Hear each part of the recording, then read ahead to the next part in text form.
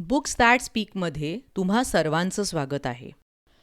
मराठी कुमार भारती इयत्ता 10वी, प्रकरण 10वे अप्पांचे पत्र. लेखक अरविंद जगताप. आभार महाराष्ट्र राज्य पाठ्यपुस्तक निर्मिती आणि अभ्यासक्रम संशोधन मंडळ, पुणे. भ्रमणध्वनी म्हणजेच मोबाईल आणि SMS-च्या दुनियेत हरवत चाललेला जिव्हाळ्याचा विषय म्हणजे पत्ररूप संवाद. प्रस्तुत पाठातील पत्राद्वारे पुन्हा एकदा पत्ररूप संवादाचे वेगळेपण तुमच्या लक्षात यावे हा या पाठामागील उद्देश आहे. प्रस्तुत पाठातून म्हणजेच पत्रामधून शाळेतील शिपाई काका तुमच्याशी मनमोकळे हितगुज करत आहेत. एक छोटीशी बॅकग्राऊंड आहे धडा चालू होण्याआधी. मित्रांनो, शालेय वातावरणात तुम्ही अनेक वर्ष राहत आहात. शाळेतील सर्व वस्तू, सर्व व्यक्ती तुमच्या आवडीच्या असतात. शाळेतील शिपाई काका हे देखील तुमच्यासाठी अत्यंत आवडीचे आणि जिव्हाळ्याचे असतात. कोणतेही काम श्रेष्ठ कनिष्ठ नसून कामाचा दर्जा हा आपल्या प्रामाणिकपणे काम करण्यावर अवलंबून असतो. म्हणूनच मोठे व्हा, मिळालेले काम मनापासून आवडीने करा, कामामध्ये यश मिळवण्यासाठी मनापासून कष्ट करा, यश तुम्हाला हमखास मिळेल. अशा संदेशपर शुभेच्छा पत्राच्या रूपाने ते तुम्हा सर्वांना देत आहेत. प्रिय विद्यार्थी मित्रांनो, तुमच्याशी खूप वर्षांपासून बोलायचं होतं पण राहून जायचं.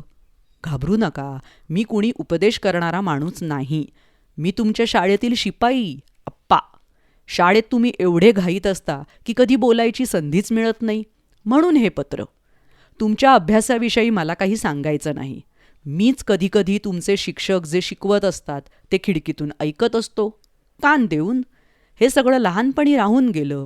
घरची परिस्थिती नव्हती पूर्ण वेळ शाळेत बसून राहण्यासारखी. पण तुम्ही सुदैवी आहात. रोज नवीन नवीन गोष्टी कानांवर पडतात. खरं सांगू का, मला अधूनमधून शाळेत येणारे तुमचे पालकच जास्त चिंतेत दिसतात. पण तुम्ही उगीच चिंता करू नका. चिंतेने फक्त कपाळावरच्या आठ्या वाढतात, मार्क्स वाढत नाहीत. असो, पत्र लिहिण्याचं कारण एवढंच आहे की पुढच्या वर्षी तुम्ही शाळा संपवून कॉलेजमध्ये जाणार. आयुष्यात काय व्हायचं याचा निर्णय घ्यायची वेळ तुमच्यावर येणार. म्हणून एक आठवण करून देतो.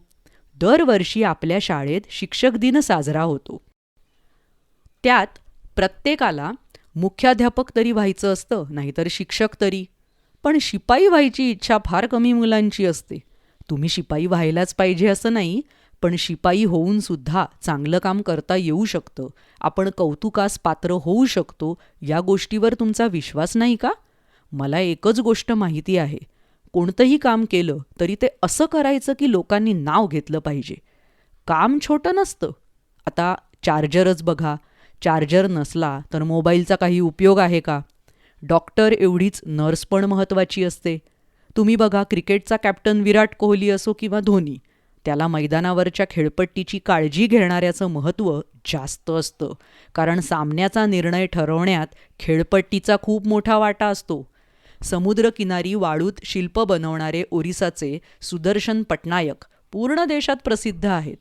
लग्नाच्या मांडवात बसून खूप लोक सनई वाजवताना दिसतात, पण बिस्मिल्ला खा सनई एवढ्या मन लावून वाजवायचे की त्यामुळे ते जगभर लोकप्रिय झाले. तुम्ही कोणती गोष्ट करता हे महत्त्वाचं नाही आहे, तर तुम्ही ती गोष्ट किती मन लावून करता हे जास्त महत्त्वाचं आहे. हे मला पटलंय. म्हणून आपल्या ग्रंथालयात एकाही पुस्तकावर तुम्हाला धूळ दिसणार नाही, कारण मी तिथे काम करतो.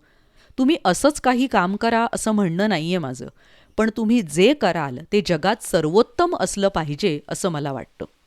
मला माहिती आहे तुम्हाला सगळ्यांना डॉक्टर नाहीतर इंजिनियर व्हायचं आहे. पण कधीकधी मला काय वाटतं की सगळेच डॉक्टर झाले तर पेशंट कोण उरणार जगात? का सगळेच एकमेकांना इंजेक्शन देत बसणार? पर्याय नाही म्हणून दुसरं काहीतरी काम करतात खूप जण, पण तुम्ही काहीतरी वेगळं केलं पाहिजे असं मला वाटतं. मी तुम्हाला फुलपाखरांच्या मागे पळताना पाहिलंय. तुमच्यापैकी एखाद्याने तरी फुलपाखरांच्या सुंदर आयुष्याचा अभ्यास केला पाहिजे. तुमच्या वर्गाच्या बाहेर मधमाशांचं मोहोळ होतं म्हणून तुम्ही खूप दिवस खिडकी बंद ठेवली होती. पण आता खिडकी उघडा, त्या मधमाशा नीट बघा. त्या जसं पोळं बनवतात ना, तसं परफेक्ट घरसुद्धा बनवू शकत नाही आपण. त्या किती कष्ट करून मध गोळा करतात हे बघितलं तरी तुम्हाला कष्टाची किंमत आणि गंमत पण कळेल. मुंबईत एक माणूस असा आहे जो दर आठवड्याला लोकांच्या घरी जातो, ओळख नसली तरी. आणि करतो काय? तर फक्त लोकांच्या घरी बेसिनचा बाथरूमचा नळ गळत तर नाही ना हे तपासतो. त्याच्या एकट्याच्या कामामुळे गेल्या काही वर्षात लाखो लिटर पाणी वाचले, जे नळ खराब असल्यामुळे वाया जायचं. पाण्याचे वाया जाणारे थेंब वाचवणं हे दुःखी माणसाच्या डोळ्यातलं पाणी पुसण्या एवढंच महत्त्वाचं काम आहे. एका मुलाने आपल्या वाढदिवसाचे पैसे वाचवून ठेवले आणि काय केलं माहिती आहे? झोपडपट्टीमधल्या मुलांना नाल्यावरून एका तुटक्या लाकडी पुलावरून जावं लागायचं. त्याने आपल्या वाढदिवसाच्या पैशातून त्या मुलांसाठी पक्का पूल बनवण्यासाठी आपले पैसे दिले. असं आपल्याभोवती करण्यासारखं खूप आहे. एका माणसाने 10 झाडं जरी लावली तरी या देशाचं चित्र बदलून जाईल. जगातला सगळ्यात जास्त निसर्गसंपन्न देश होईल भारत, कारण आपल्या देशाची लोकसंख्या 125 कोटीपेक्षा जास्त आहे. गुणिले 10 झाडं. विचार करा. अडचण अशी आहे की आपल्याला आता कार्टून्सची नावं जास्त पाठ आहेत, पण झाडांची नावं विचारली तर 10 झाडंसुद्धा माहीत नसतात. तेच पक्ष्यांच्या बाबतीत. कावळा, कबूतर, चिमणी आणि गरुड अशी काही नावं सोडली तर आसपासचे पक्षीसुद्धा ओळखता येत नाहीत. फुलंसुद्धा 5-7च पाठ असतात.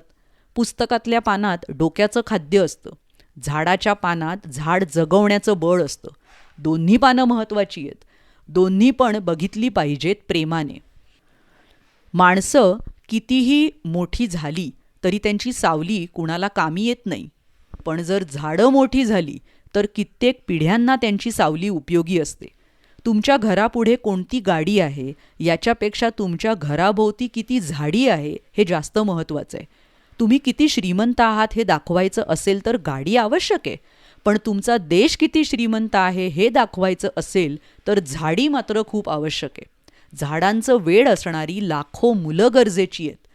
खूप पैसे कमवायचे आणि निसर्ग बघायला दुसऱ्या देशात जायचं स्वप्न असतं लोकांचं, पण आपल्या देशातला निसर्ग समृद्ध करणारी माणसं हवी आहेत. तुमच्यापैकी खूप जण परदेशात जाणार आहात.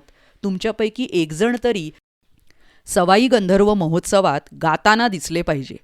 परीक्षेत पहिले आला तर शाळेच्या भिंतीवर तुमचं नाव असेल, पण तुमच्यापैकी एकाने तरी लिहिलेलं पुस्तक आपल्या शाळेच्या ग्रंथालयात दिसलं पाहिजे. तुम्ही जगातल्या मोठमोठ्या हॉटेलमध्ये जाणार आहात, पण तुमच्यापैकी एकाच्या तरी शेतात हुरडा खायला यायचं आहे मला. आपल्या पूर्वजांनी वेरूळ अजिंठा बनवलाय, जगभरचे लोक बघायला येतात. तुम्ही असंच नवीन काहीतरी भव्य दिव्य बनवून दाखवाल याची मला खात्री आहे. मी एवढं सगळं सांगितलं कारण मी तुम्हाला खूप जवळून पाहिलंय. तुमच्या शिक्षकांनी तुम्हाला वर्गात शिस्तीत बसलेलं बघितलंय, पण मी तुम्हाला मैदानात मनसोक्त गोंधळ घालताना बघितलंय. तुमचा गोंधळ बघून सगळेच म्हणायचे, अशी पोरं आम्ही कुठे पाहिली नाहीत. पण मला नाही राग आला. तुम्ही मोठे झाल्यावर जग म्हणालं पाहिजे की अशी पोरं आम्ही कुठे पाहिली नाहीत.